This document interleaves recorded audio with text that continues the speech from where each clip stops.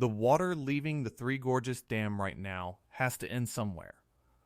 That sounds obvious, almost too simple to say, but it is the single fact that the entire catastrophe hangs on, and almost no one thinks it through to its conclusion.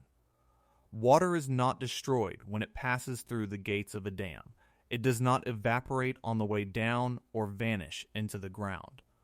Every ton of it that thunders past that wall is still on the planet a moment later, moving, heavy, obeying gravity, looking for the lowest place it can reach, and it will keep moving and keep looking until it finds a place to rest.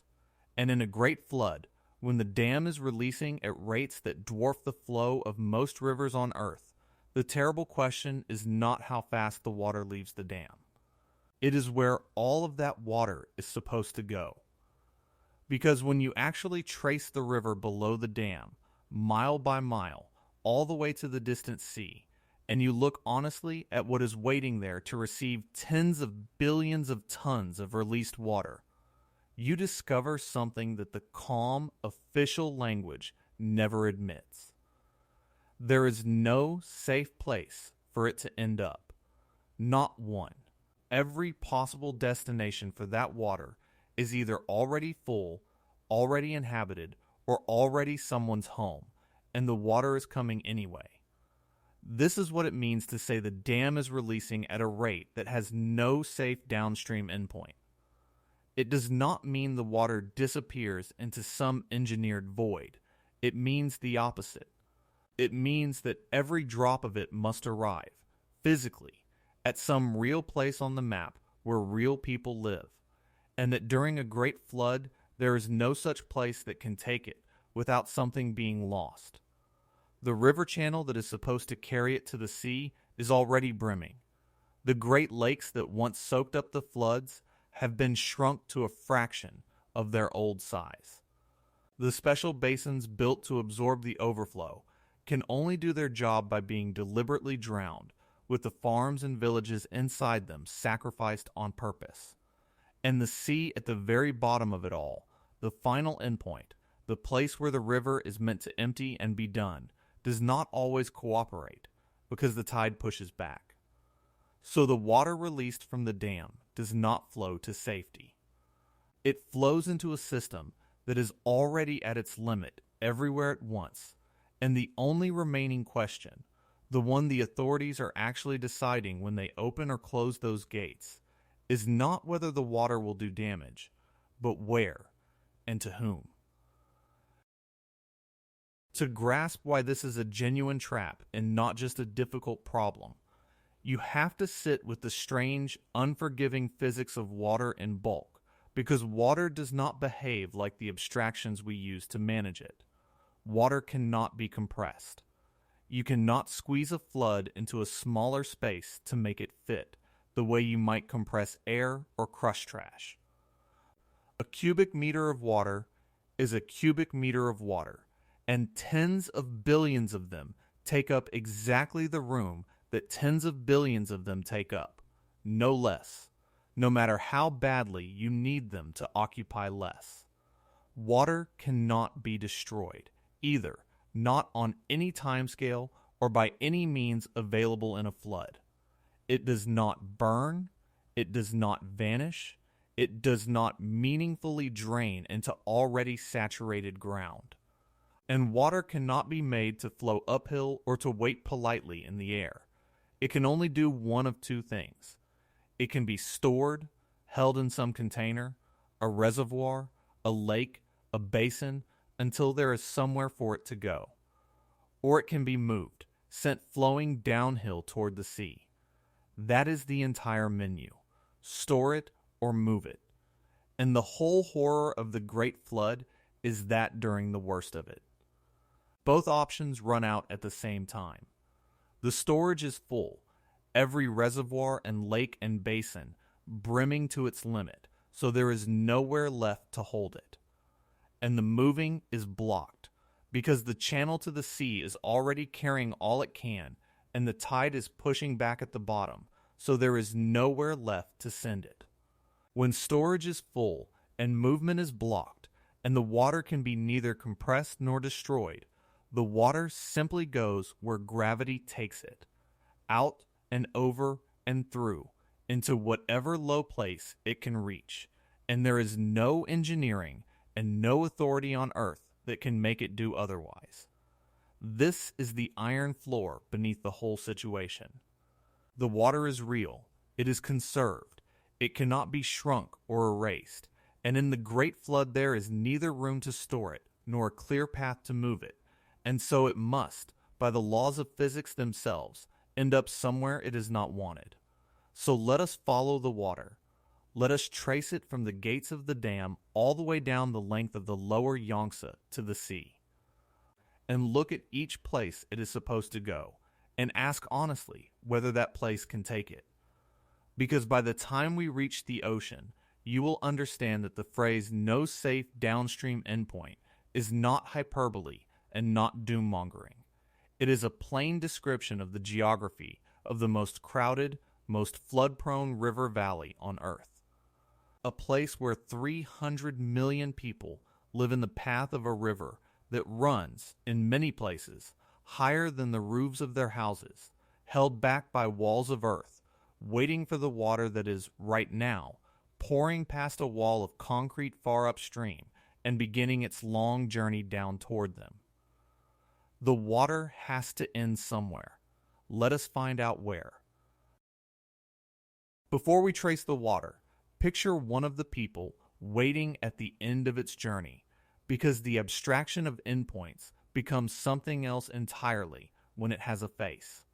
Picture a woman named Lian, who has farmed the same flat, fertile land her whole life, land that her family has worked for generations, rich black soil that grows rice and vegetables in the warm, wet summers of the lower Yangtze. Her village sits behind a dike, on ground that is lower than the river beside it, and she has always known this, the way you know a fact so old it no longer frightens you. But Lian's land carries a designation that most land does not, a designation printed on official maps and known to every family in her village, though it is not something people say out loud very often. Her village sits inside a flood diversion basin, which means that Lian has spent her entire life farming land that the state has already decided in advance to drown. If the day ever comes when the river must be lowered to save the city downstream. She lives, in other words, inside the answer to the question this whole story is asking. When the water released from the dam has nowhere safe to go, it will be sent here, to her fields, to her home, by a decision made in a distant control room by people she will never meet.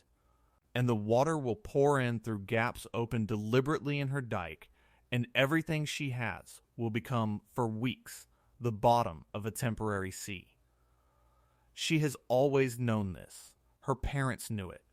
And every flood season, when the rains come and the river rises, and the news speaks of the reservoir upstream filling toward its limits, Lian watches the water, and she does the arithmetic that no one taught her, but that everyone in her village understands. The arithmetic of whether this year the flood will be big enough that the water leaving the dam will have no safe endpoint and will therefore be sent to her. Hold Lian in your mind as we follow the water down, because she is where it is going. She is the endpoint, and she is not alone, because millions of people live, right now, inside the places the river will be sent. Start with the assumption almost everyone makes without realizing it, because killing that assumption is the beginning of understanding. When people hear that a dam is releasing water, they picture the water flowing away down the river and out to sea, harmlessly, the way water goes down a drain. The river is a pipe in this mental picture, and the sea is the drain, and whatever the dam lets out simply travels down the pipe and is gone. It is a comforting image, and it is completely wrong. And it is wrong for a reason that matters. The lower Yangtze is not a pipe. It is not an empty channel waiting to carry away whatever you send down it. It is a living, crowded, constrained river running through the most densely populated floodplain in the world, and at flood stage, it is not a drain at all. It is a nearly full container with people living below the waterline, and sending more water into a nearly full container does not drain it. It overflows it. The distance from the Three Gorges Dam to the sea is more than 1,000 miles. And every single one of those miles is inhabited, worked, diked, and, in a great flood, already carrying about as much water as it possibly can. There is no empty pipe. There is only a long, crowded, brimming river, and the released water has to fit into it somehow, on top of everything already there. To understand why that is such a trap, you have to understand a single strange fact about the geography of the middle and lower Yangtze, one that sounds impossible until you see it, and it is this. For long stretches, the river does not run below the land around it, it runs above it. Over thousands of years, the Yangtze has carried enormous loads of sediment down from the mountains and dropped that sediment along its lower course, building up its own bed higher and higher, so that in many places the river now flows along a raised channel, its surface at flood stage standing well above the level of the fields and towns on either side. The only thing keeping that elevated river from simply spilling out across the plain is the dikes, the long walls of earth built up along the banks over centuries, raised again and again as the riverbed rose. Until today, they hold back a river that would otherwise flow directly into the streets. This is not a metaphor. Along the most dangerous reaches, the flood stage river genuinely runs higher than the rooftops of the villages behind the dikes, so that the people there live, quite literally, below the level of the water, protected only by a wall of packed earth. And into that raised, strained, brimming river, held above the heads of the people beside it, the dam upstream sends its released flood. The most infamous of these reaches has a name, and it is worth knowing, because it is the beating heart of the whole problem. It is called the Jingjiang, a stretch of the middle Yangtze below the dam where the river winds in great loops across a flat plain, its bed heavily silted and raised, its dikes among the most critical and most fragile in all of China. For centuries, the Jingjiang has been the place where the great Yangtze floods have done their worst. The reach where the dikes have broken and the water has poured out across the land and drowned the countryside, again and again, through dynasty after dynasty. The saying in China is that 1,000-mile dike can be destroyed by a single ant hole. And it is on the Jingjiang that the phrase carries the most dread, because there the margin between the top of the water and the top of the dike can shrink, in a bad flood, to almost nothing, and a single weak point, a single burrow, a single spot of seepage can unzip the whole wall and let the elevated river out onto the plain in a matter of hours. This is the first place the released water goes, and it is not a safe endpoint. It is the most dangerous channel on the river, a raised gun barrel of water pointed at the plain, and the dam's releases travel straight down it. To feel what that raised river means for the people beside it, you have to understand what defending a dike in a great flood actually looks like, because it is one of the most desperate and least understood struggles human beings still wage against nature. When the flood stage river climbs toward the top of the dikes, those walls of packed earth are not passive barriers that either hold or fail on their own. They are fought for, hour by hour, by armies of people.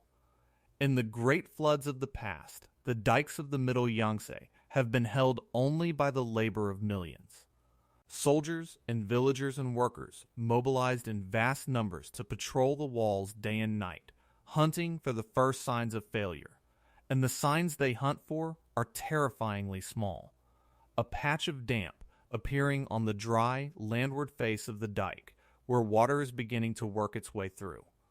A tiny spring of clear water bubbling up at the base, which means the river is finding a path underneath. A small whirlpool on the riverside, which can mean the water has found a hole and is pouring into it.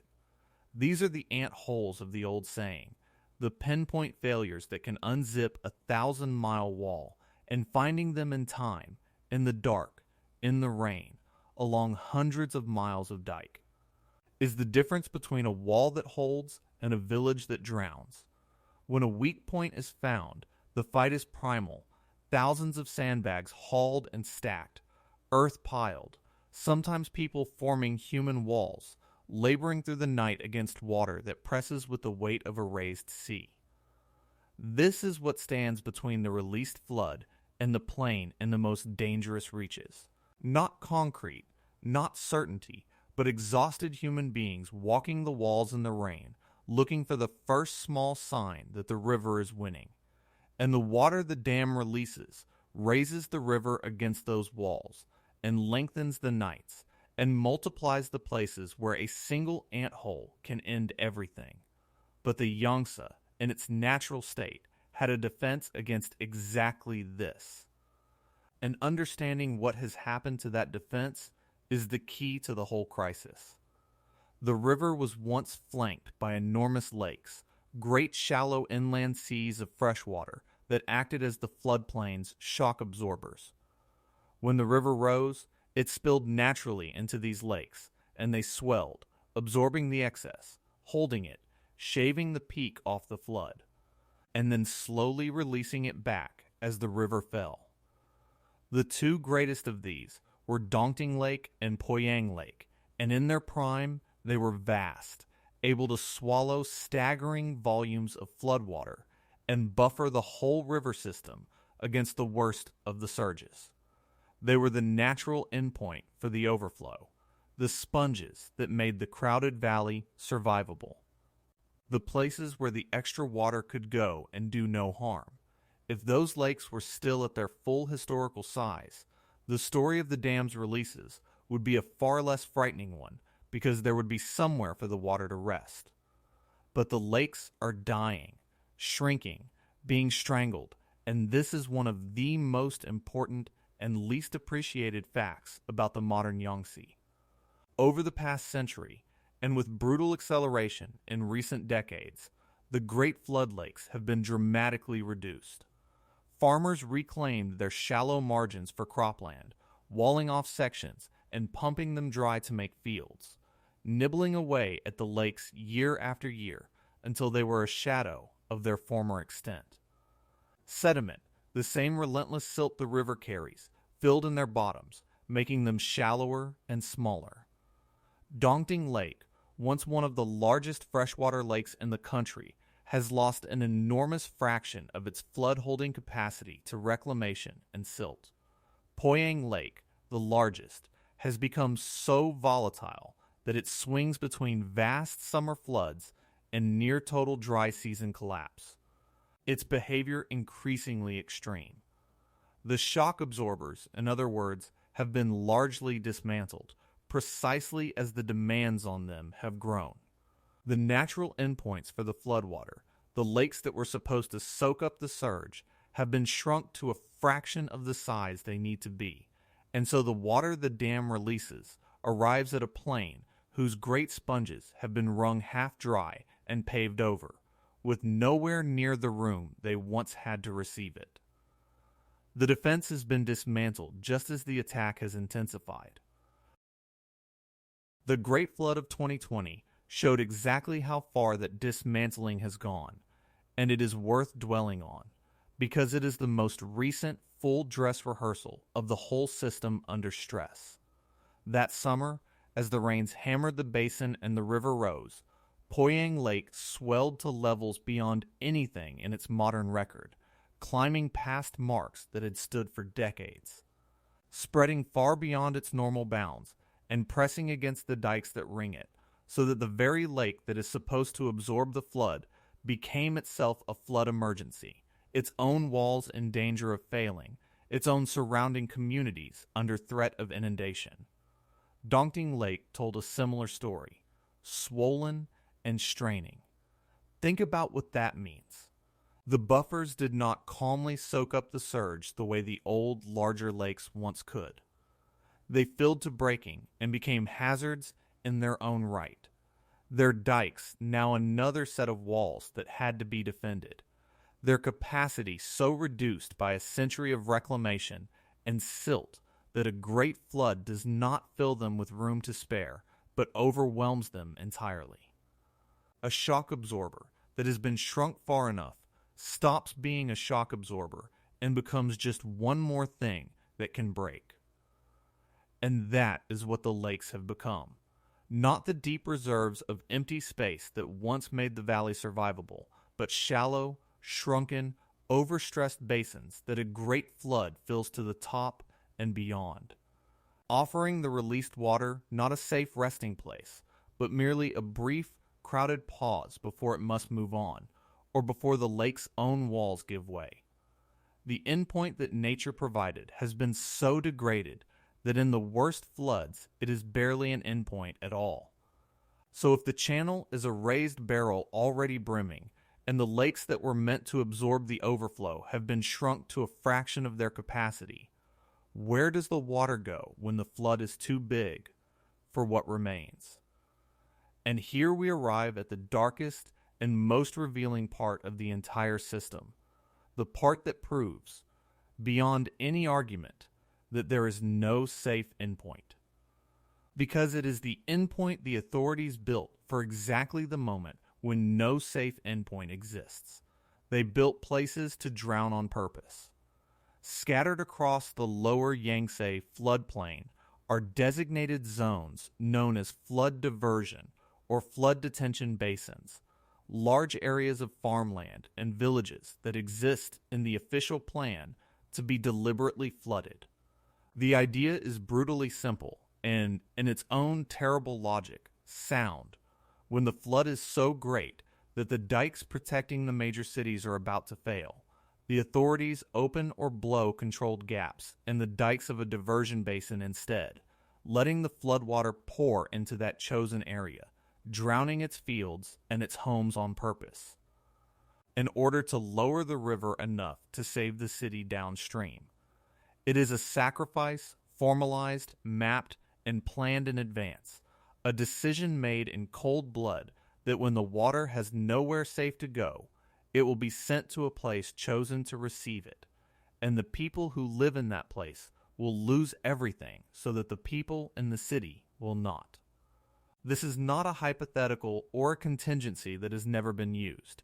It is a real and repeatedly exercised part of how the Yangtze is managed. In the Great Flood of 1954, one of the largest on record, the Jingjiang flood diversion area was deliberately opened, drowning an enormous expanse of land to relieve the pressure on the dikes below and protect the great city of Wuhan. Villages were evacuated, or partly evacuated, and then submerged. The farmland turned to a temporary inland sea. The people's homes and crops and livelihoods spent like currency to buy the survival of the cities.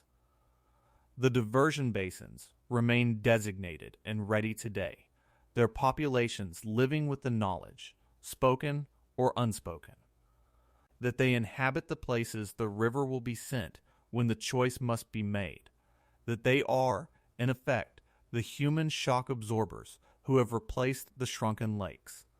This is what no safe endpoint truly means. It means that in a great flood, the water released from the dam is not sent to safety, because no safety exists, but to a sacrifice, to a place chosen to be drowned so that a worse drowning can be prevented. The endpoint is not safe. The endpoint is a decision about whose land becomes the lake. It is worth sitting with how that decision is actually made, because it is one of the heaviest choices any authority ever has to make, and it lays the whole logic of the flood bare. Somewhere upstream and above it all, in a control room where the numbers from the whole basin come together, a small group of officials watches the flood develop, the inflows, the reservoir level. The river stages at the critical gauges, the forecasts for the rain still to come. And as the flood grows, they approach a threshold that everyone dreads, the point at which the models say the dikes protecting a major city will fail if nothing is done, that the wall will be overtopped or will burst, and the city will be inundated with a loss of life and property too vast to contemplate. And at that point, they must decide whether to activate a diversion basin, whether to send the flood deliberately onto the farms and villages of a chosen area to lower the river enough to save the city. It is a decision to destroy one place in order to save another, made under crushing time pressure, with incomplete information, knowing that either choice will be paid for in ruined lives. If they wait too long, the city may drown before the diversion can help. If they act too soon, they may sacrifice the basin for a flood that would have receded on its own. So they watch the numbers climb, and they weigh a certain, deliberate catastrophe in the basin against a possible, uncontrolled catastrophe in the city, and at some terrible moment they give the order. And warning is sent to the basin, and its people are told to flee with whatever they can carry, and then the gaps are opened and the river is let in, and 100,000 lives or more are upended by a choice made in a room. Because the water that the dam released had, in the end, no safe place to go. That is the machinery of no safe endpoint. It is not an accident or a failure. It is a plan, rehearsed and mapped, for the moment when the only remaining question is which of your own people to flood.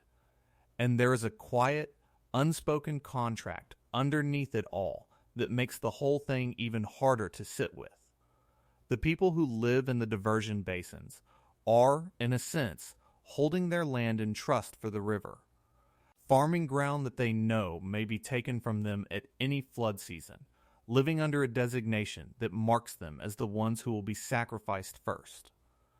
In principle, there is compensation, resettlement, aid for those whose land is deliberately drowned, and the state does make such provisions. But no compensation truly restores a drowned home or a lost harvest, or the security of knowing your land is your own. And the people of the basins live with the knowledge their fellow citizens in the protected cities never have to carry. The knowledge that their safety is conditional, that they are the buffer, that when the water has nowhere else to go, it will be sent to them by design. They are, in the coldest terms, part of the flood control infrastructure. Human shock absorbers standing in for the lakes that were lost, and the released water from the dam is, in the worst floods, aimed at them on purpose. When we say the release has no safe endpoint, this is the human meaning of it. The endpoint is a population that has been designated in advance to receive the flood so that others will not. And the sacrifice does not end when the gates are opened, which is something the clean logic of flood control tends to hide. When a diversion basin is deliberately flooded, the water does not rush in and drain away by evening. It fills the basin, and it stays, sometimes for weeks, a still brown inland sea, sitting over what were fields and homes and roads, and while it sits it, does it slow damage. The rich soil that made the land worth farming is fouled with silt and debris and whatever the floodwater carried. Homes that were not built to stand, submerged, soften and slump and rot. Crops that were nearly ready to harvest are simply gone, a year's labor and a year's income erased in a single decision. And when the water finally recedes, it does not hand the land back the way it took it. It leaves behind a layer of muck, a wreckage of collapsed buildings and ruined belongings, wells fouled, fields that must be cleared and rebuilt and replanted before they can feed anyone again. A recovery measured not in days, but in seasons and years. The people who were told to flee return to a place that is technically theirs again, but is, for a long time, unlivable. And they begin the slow work of rebuilding on ground that they know may be chosen for sacrifice again the next time the water has nowhere else to go. That is the full cost hidden inside the phrase flood diversion, not a brief inconvenient dampening, but the deliberate, repeatable ruin of a place and everyone in it, absorbed, so that the cities downstream can stay dry. The endpoint is not just where the water goes. It is a place that is broken and must be rebuilt and lives always under the shadow of being broken again. Now carry the water further down, past the diversion basins and the strangled lakes, to the great cities that sit directly in its path, because they raise the stakes to a scale that is hard to hold in the mind. Chief among them is Wuhan, a metropolis of many millions of people sitting at a critical junction of the river, where the Han River joins the Yangtze, and the combined flow presses against the flood walls that are the only thing standing between the water and the streets of the city. Wuhan sits low, on the flood plain, in the middle reach where the river is already raised and strained. And it is precisely the city that the diversion basins upstream are sacrificed to protect. To save Wuhan, the countryside above it can be deliberately drowned. And Wuhan is only the largest of a whole chain of major cities strung along the lower river like beads, each of them low, each of them diked, each of them home to millions, each of them a place where a failure of the walls would not flood a field but inundate a city, with all the horror that implies. The released water travels down a corridor lined with these cities, its level held below their streets by the same fragile logic of earthen walls and desperate management, and every one of them is a place where the water absolutely cannot be allowed to end up.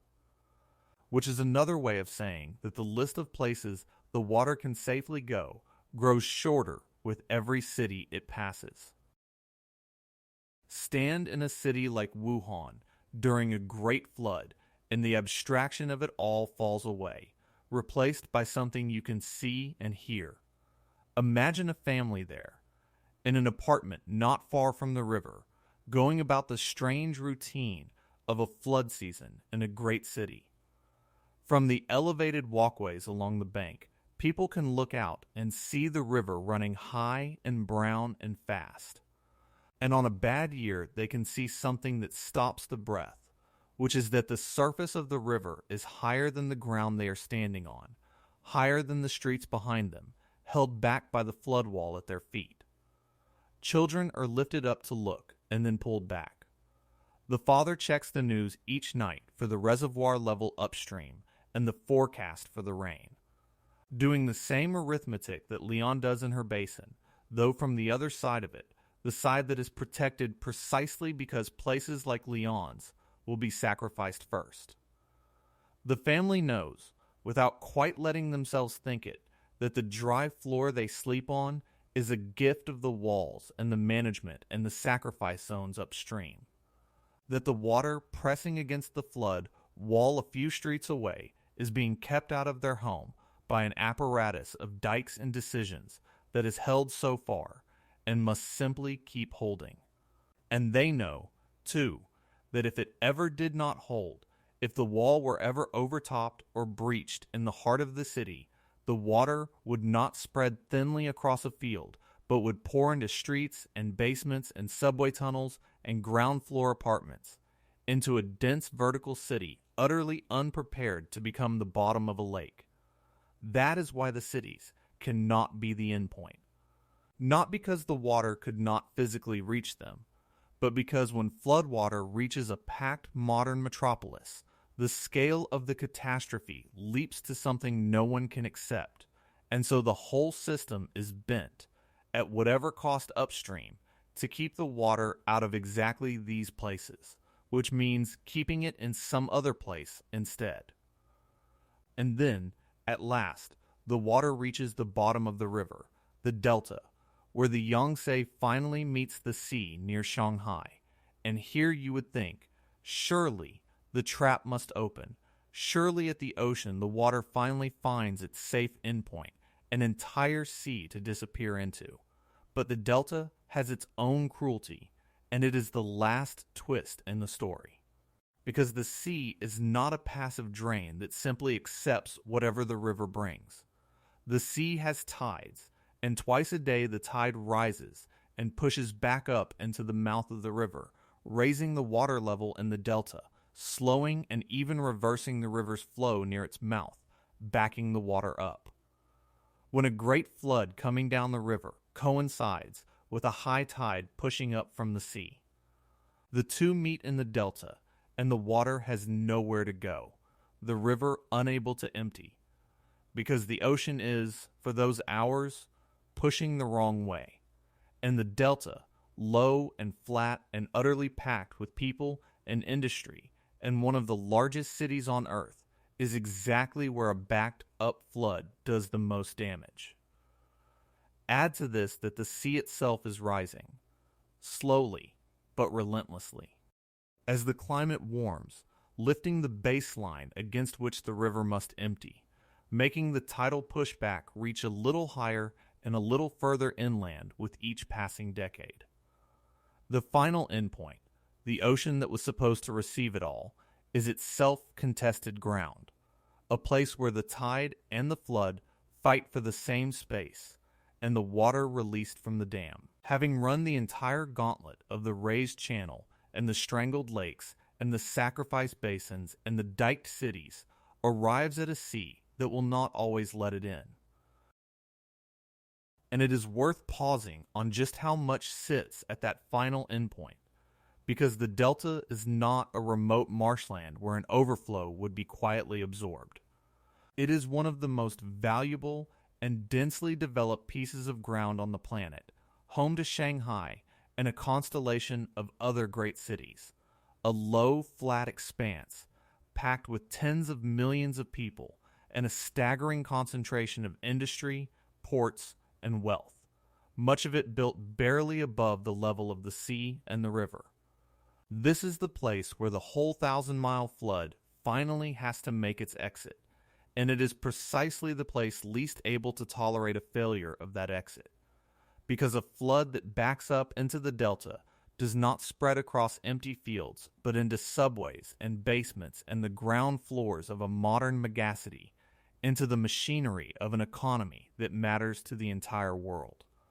And the sea against which this all must drain is rising, patiently, year by year, as the warming climate lifts the global ocean, so that the tidal pushback reaches a little higher up the river with each passing decade, and the baseline the flood must clear creeps upward.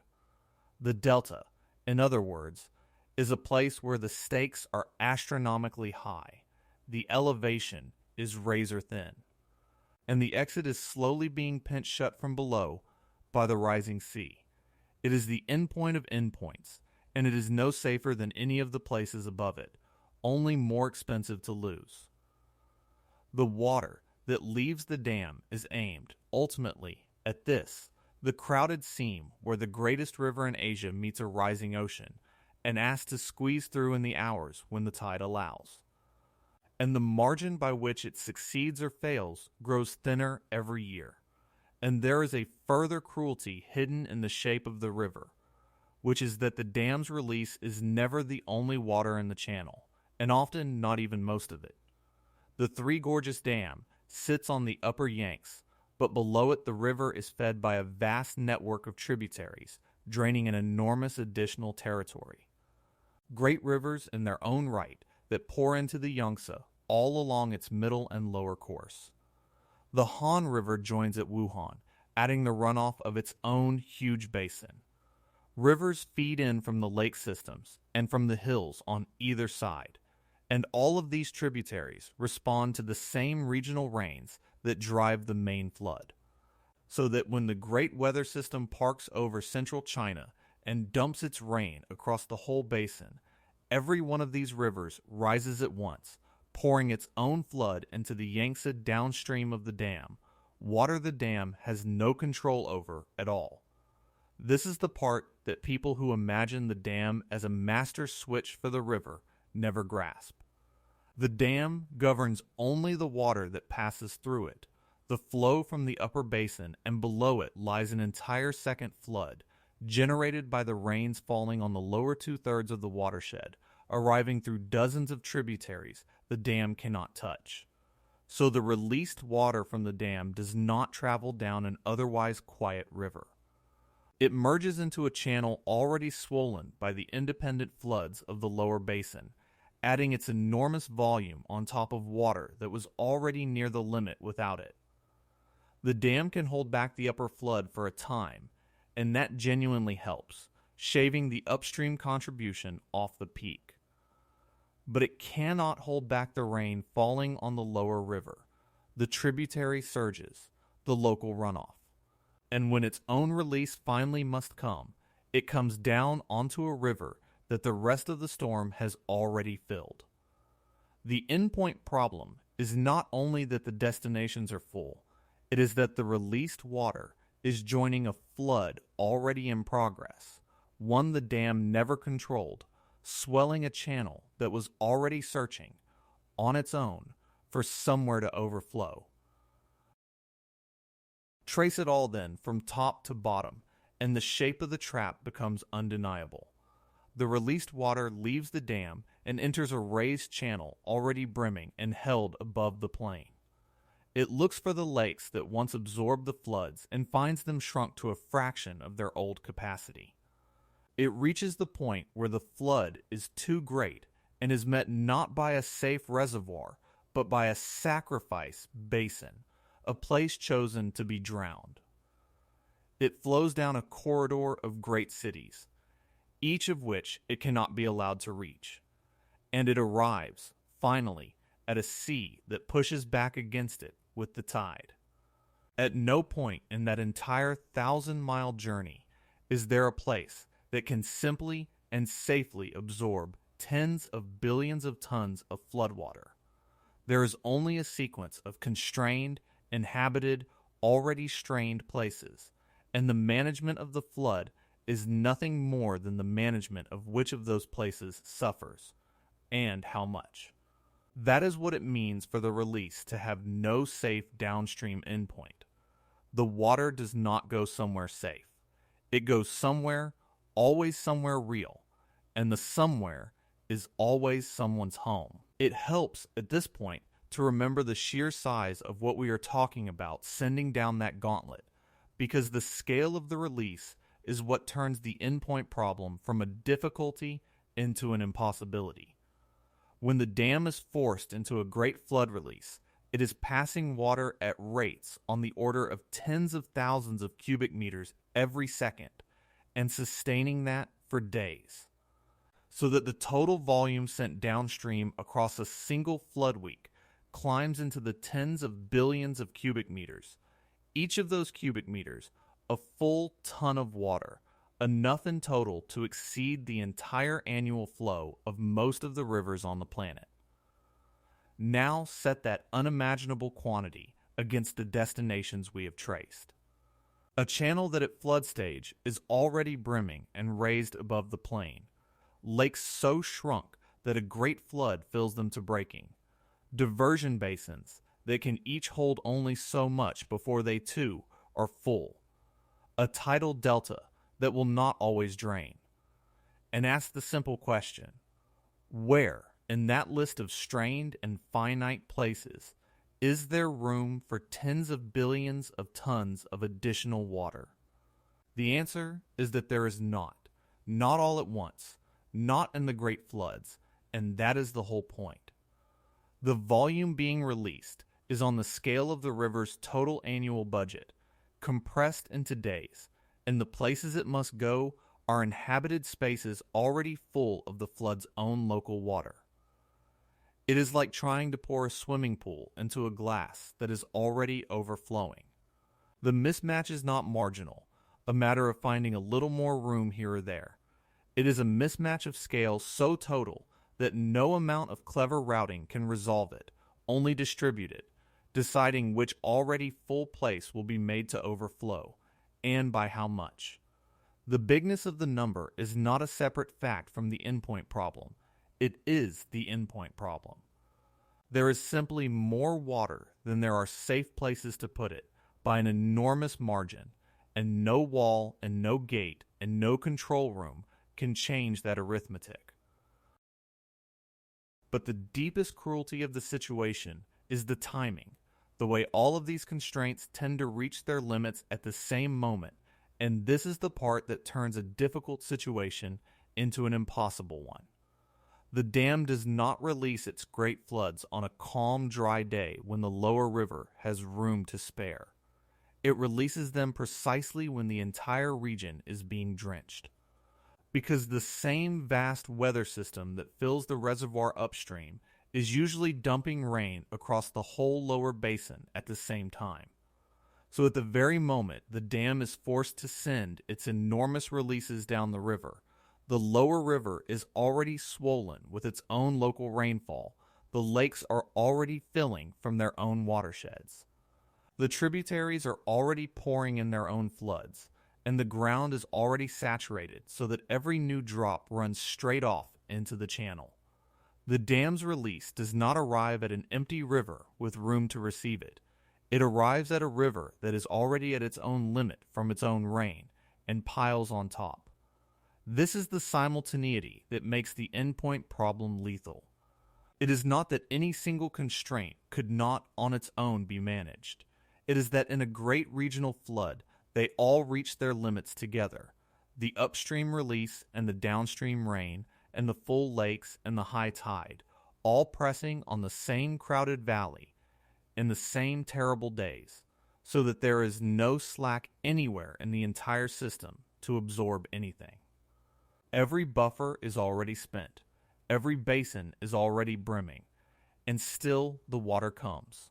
Which brings us back, finally, to the dam itself and to the impossible nature of the choice its operators face. Because once you understand that there is no safe endpoint downstream, you understand that the dam cannot actually solve the flood. It can only move it. When the great flood pours into the reservoir and fills it toward the top, the operators face two options, and both of them are bad. They can hold the water back, keeping the releases low, but a full reservoir that keeps taking in more than it lets out will rise until it threatens the dam itself and floods the land and cities upstream.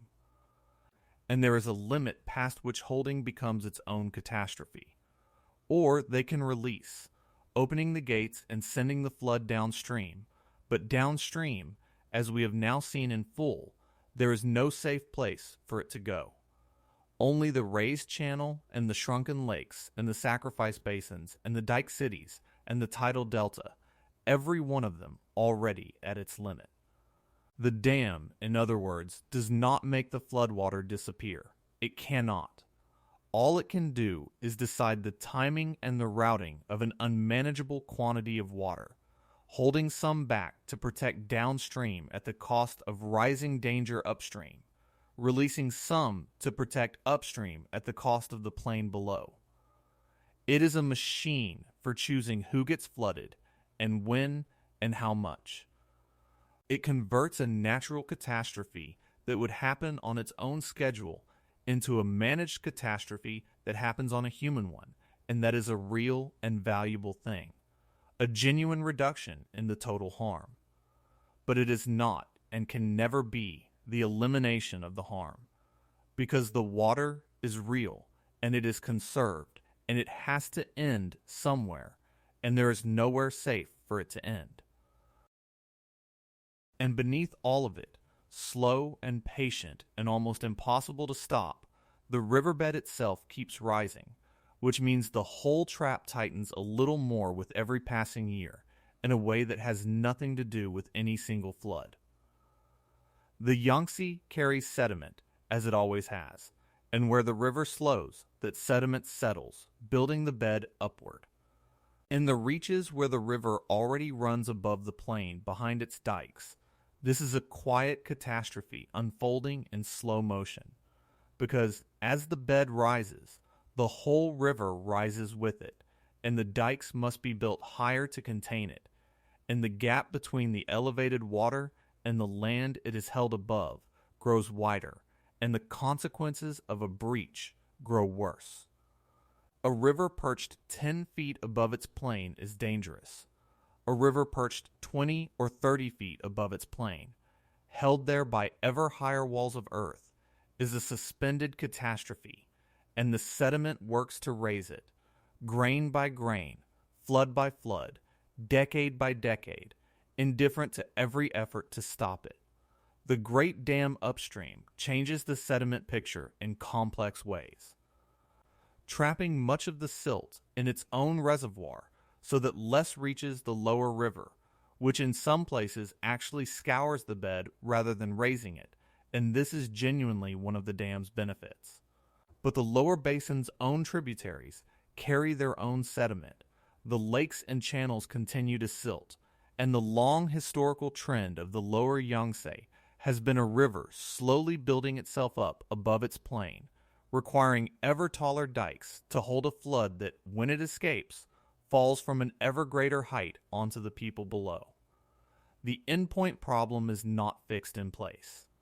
The very ground of it is shifting upward, the river climbing above the plain a little more with the passing years, so that each generation defends a slightly more dangerous wall against a slightly more elevated flood. And it is worth being clear about why the reservoir behind the dam, enormous as it is, cannot simply solve this by holding the flood back. Because people reach for that hope instinctively, and it does not hold. The Three Gorges Reservoir does have a large volume set aside specifically for catching floods, a flood control storage that it keeps empty during flood season precisely, so that when the surge comes, it has room to bank the excess, and this is genuinely one of the dam's central purposes and one of its real achievements. When a flood pours in, the dam can hold much of it in that reserved space, filling the reservoir up and releasing less than it takes in, cutting the peak of the flood that reaches the plain below. But that flood control space, vast as it sounds, is finite, and it is small compared to the total water a truly great, prolonged flood delivers. A single large flood peak can be caught. A season of one great flood after another, weeks of relentless rain sending surge after surge into the reservoir, fills that reserved space and leaves the dam with no choice but to pass along what comes. Because a reservoir that is already full cannot store any more, and whatever flows in must then flow out. So the dam's storage buys time and shaves peaks, which saves lives and is not to be dismissed, but it cannot make a great flood disappear, because the flood is bigger than the storage. Once the reserve is spent, the dam becomes, in effect, a pass-through, forced to release at rates approaching the rate of inflow, sending the flood downstream to a plain that, as we have seen, has no safe place to receive it. The reservoir is not a bottomless hole into which floods can be poured and forgotten. It is a large but limited bucket, and in the great floods the bucket fills, and once it is full, the whole burden shifts back onto the endpoints downstream, which were never able to bear it in the first place. History is the proof of this, written in some of the worst disasters the human race has ever suffered, and it is worth remembering them, because they are what the whole apparatus exists to prevent and what it can only ever partly prevent. The Yangtze has produced floods so catastrophic that they rank among the deadliest events in all of recorded history. Floods in which the dikes gave way across vast stretches and the river poured out across the plain and drowned the countryside on a scale that killed hundreds of thousands, even millions of people through the water itself and the famine and disease that followed. The Great Flood of 1931 is often cited as the deadliest natural disaster of the modern era. A catastrophe in which the river simply overwhelmed everything and the endpoint for the water became the entire floodplain and every soul on it. The floods of 1954 forced the deliberate sacrifice of the diversion basins and still killed and displaced enormous numbers. The floods of 1998 again pushed the dikes to the edge and beyond, requiring the desperate efforts of millions to hold the walls. And the floods of 2020, with the Three Gorges Dam fully built and standing guard, still saw the reservoir take in some of the greatest inflows it had ever faced. Still saw record water levels down the river. Still saw the Great Lakes swell to breaking. Still saw many hundreds of thousands of people evacuated as the water searched, as it always does, for somewhere to go. The dam made 2020 less deadly than it would have been. It did not make it safe, because it could not, because the water had, as always, no safe endpoint. The floods of 1998 in particular deserve to be remembered because they happened in the modern era, within living memory, and they showed how thin the margin really is, even with all the engineering of the 20th century in place. That summer the Yangtze rose and stayed high for weeks, and along the middle reaches the dikes were pushed to the absolute edge, held only by one of the largest emergency mobilizations imaginable. Millions of soldiers and civilians thrown onto the walls to fight the water by hand, stacking sandbags, plugging leaks, standing watch through night after night as the river pressed against barriers that were, in places, on the verge of giving way. The authorities came close to activating diversion basins, weighed the terrible choice, and the whole nation held its breath as the outcome hung on whether exhausted people could keep earthen walls standing against a river that would not fall. The dikes held, barely, at enormous human cost, and the flood eventually receded. But 1998 stands as a warning rather than a reassurance, because it showed that even a full-scale, all-out defense can only just barely hold the line in a great flood, and that the difference between a managed emergency and a catastrophe can come down to whether the water crested a few inches below the top of the wall or a few inches above it. And every trend that matters is pointing the wrong way, which is the final and most sobering piece of the picture. The floods are growing larger because a warming atmosphere holds and delivers more moisture, driving heavier and more extreme rainfall over the vast basin that feeds the river, which means bigger surges pouring into the reservoir and bigger releases forced down the strained channel below. The buffers are growing smaller because the Great Lakes continue to shrink under the pressure of reclamation and sedimentation, and the sacrifice basins can only be used at a terrible and finite cost. The sea at the bottom is rising, lifting the baseline against which the whole system must drain and pushing the tidal limit further up the delta. And the population and the wealth crowded into the floodplain keep growing, so that every acre of it is more densely inhabited, more heavily built, more catastrophic to lose than it was the time before. The dam's releases, in other words, are being sent into a system that is becoming less able to receive them with every passing year. The floods rising, the buffers falling, the sea climbing, the stakes multiplying, the margin between management and catastrophe thinning. The rate at which the dam must release in a great flood already has no safe endpoint, and the trajectory is toward releases that are larger, into a valley that is fuller, protected by buffers that are weaker, draining to a sea that is higher. The trap is not static, it is closing. There is a way of living that this whole system quietly demands of the people caught inside it. And it is worth naming, because it is the human residue of everything we have traced. To live on the lower Yangtze floodplain is to live below a river, to sleep and work and raise children on ground that is lower than the water moving past it, held back by walls that must be watched and fought for and trusted. It is to develop, over generations, a particular relationship with the flood season. a wariness that becomes so ordinary it stops feeling like fear. The way Leon watches the rising water each year and does her silent arithmetic. The way the family in the city checks the reservoir level each night. It is to build your life inside a bargain you never personally agreed to. The bargain that says the walls will hold and the management will work, and the sacrifices, if they must be made, will be made somewhere else, and to know in some quiet chamber of the mind that the bargain is not guaranteed, that the river above your head is patient and enormous, and that the water leaving the dam upstream has to end somewhere. Hundreds of millions of people live inside that bargain right now, most of them not thinking about it most of the time. Because you cannot live in constant awareness of the sea suspended above your home. But the awareness is there, surfacing each flood season, when the rains come and the river climbs and the news speaks of releases and reservoir levels, and every family along the great river does the same arithmetic, whether they live in a sacrifice basin or behind a city wall, the arithmetic of where, this year, the water will decide to go.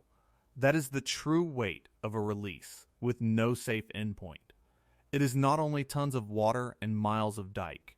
It is the permanent, inherited unease of a civilization that has chosen to live below its own greatest river, in the path of a flood that must always, in the end, come to rest somewhere among them.